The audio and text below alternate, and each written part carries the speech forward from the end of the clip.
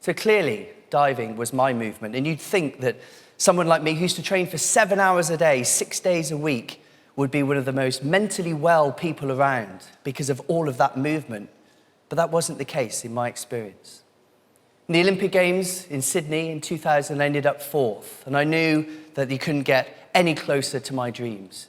That next year, things started to go south. I had a reconstructive shoulder surgery on my right shoulder. I had 7 months of painstaking rehabilitation, and I made it back to fitness only to have to go under the knife once again for a second shoulder reconstruction on this same shoulder, and then I fell into a ditch. For the next 8 months, life wasn't fair. I fell into a depression. I was training and training and training, obsessing on all of the detail, knowing exactly what I needed to do, and I was stuck because something was missing. I hit rock bottom. I'm stood on a poolside, away from the crowds, with tears rolling down my face, my shoulders are hunched, and I've given up because I've tried everything. And it's often the way there's a point where it turns around. And it was my mentor that came up to me at that time, and he gently put his hand on my shoulder, and he asked me a question.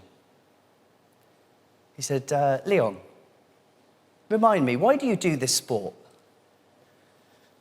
Because I enjoy it. He said, well, why haven't I seen you smile for the past 8 months?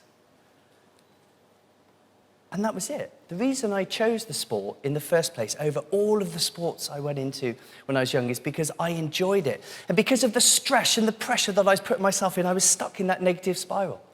I made one change when I went back to training the very next day.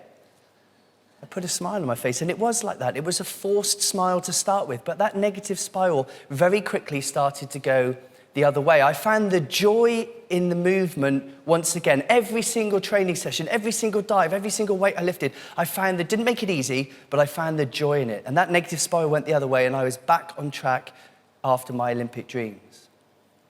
So my challenge to you, this isn't exercise for exercise's sake. This isn't forcing yourself to go to the gym.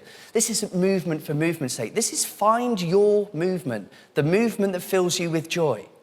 So I challenge you to be creative, walk, run, swim, dive, play tennis, kick a football, even head off to one of those early morning sober raves. That's actually a thing, you should try them. Whatever you need to do, but the magic ingredient here is enjoyment.